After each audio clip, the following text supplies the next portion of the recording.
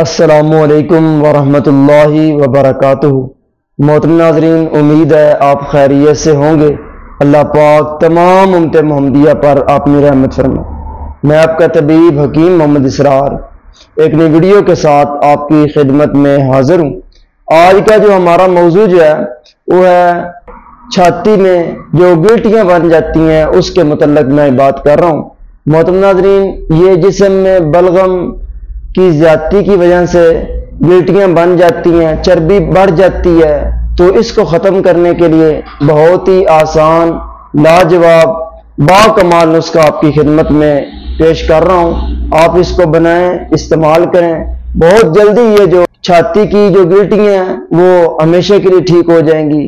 نسخہ سن لیں: کرن فل 1 تولہ، کرفا 3 تولہ، بسباسا 2 تولہ، 3 ادویہ ہیں۔ ان کو باریک پیس کر کپڑ چھان کر لیں اور 500 mg والا کیپسول جو ہے صبح، دوپہر، شام ہمراہ لونگ، دار چینی کے قہوے کے ساتھ استعمال کریں۔